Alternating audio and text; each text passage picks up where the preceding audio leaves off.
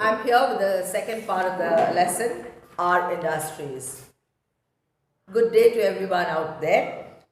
Please get ready with your books on page 249. Since independence, India has given the highest importance to the development of industries, especially large-scale industries. Major steel plants have been built at Visakhapatnam, Bokaro, Rourkela, Bhilai and Salem.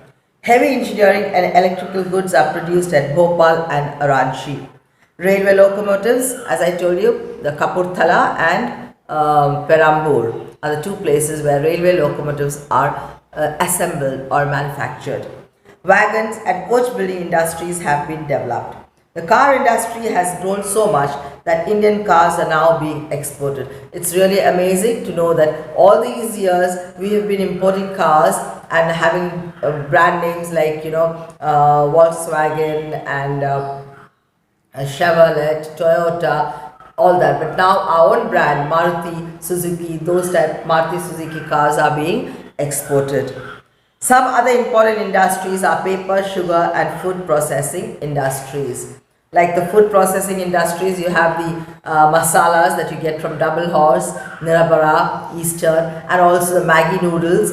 These are all food processing industries. There are the different types of biscuits from Britannia, Sunfeast, Parle, and sugar also, and paper also. The Indian industry is trying to keep pace with the latest developments in science and technology. So as science and technology is developing, the Indian industry is also trying to keep pace, that means move along with it.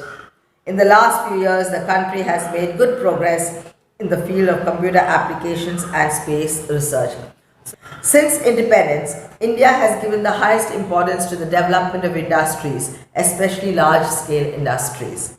Major steel plants have been built at Visakhapatnam, Bokaro, Rourkela, Bhilai and Salem.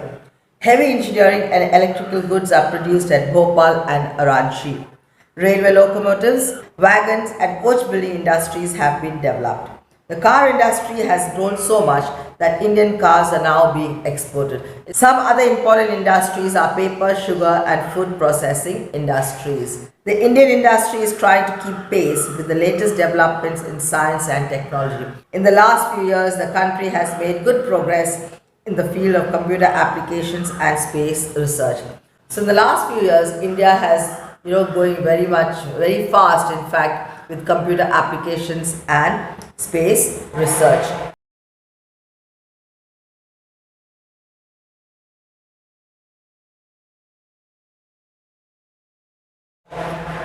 Let's go on to the exercises now.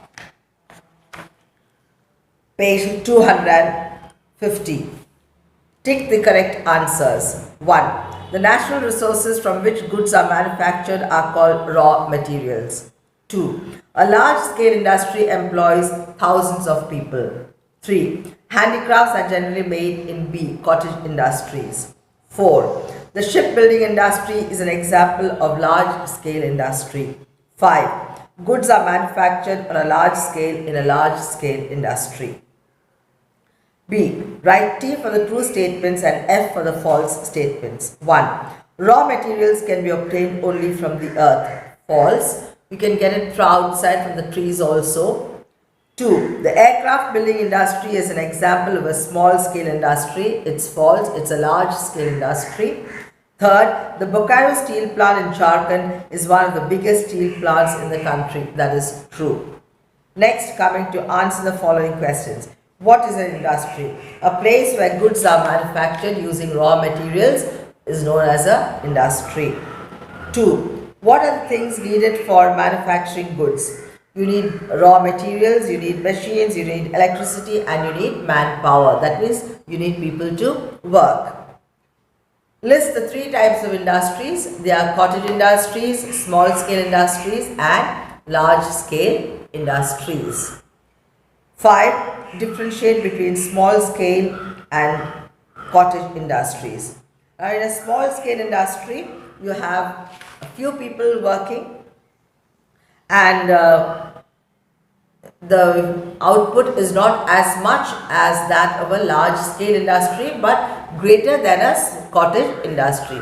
And a cottage industry is very much, centered with very few number of people, maybe sometimes 100 or 200, and the handicrafts are usually made over there, and pickles and papads, and they are confined to the remote areas of the place, like to the villages or say towns, and it confines to some localites.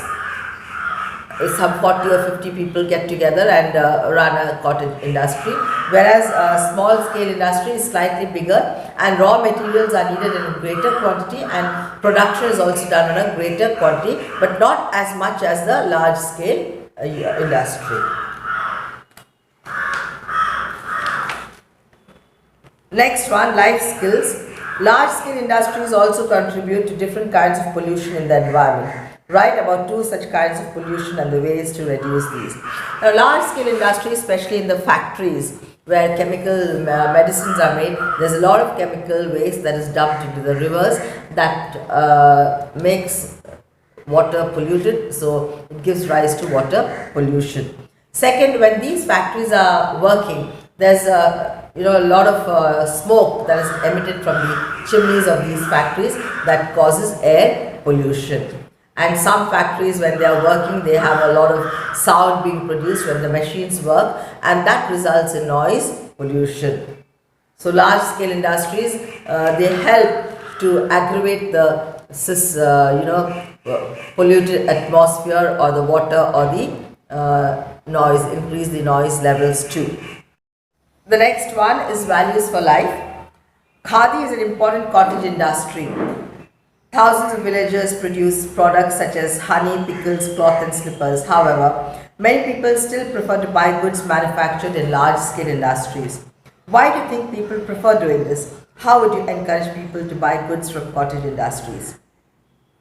Now, as usual, when you want to buy a pair of shoes, what do? You run to Bata or you run to Reebok or Adidas, but you never think of going to a small shop and buying a pair of shoes from there.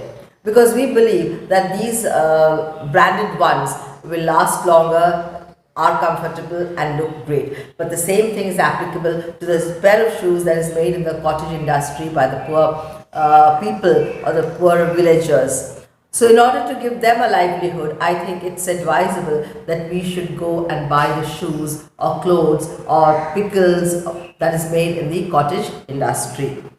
And how do we encourage? Because once we buy something from a particular shop that is made on a local basis, if we find the quality is good, if we find the product is good, naturally we should be there to tell our friends, our relatives and our neighbors that this and this product brought from this and this shop is of a good quality. Instead of always advertising or marketing the big brands. In this way, we'd be helping a lot of villagers who are struggling hard to make ends meet. Now, the HOTS. What do you think are some factors that are important for the location of industry? Take your choices. Yes, availability of raw materials. If it is raw materials is not available very easily, the industry will face a very bad time. Second one, availability of labor. Yes, people should be ready to come to work, and then only the industry will be functioning in a proper pace.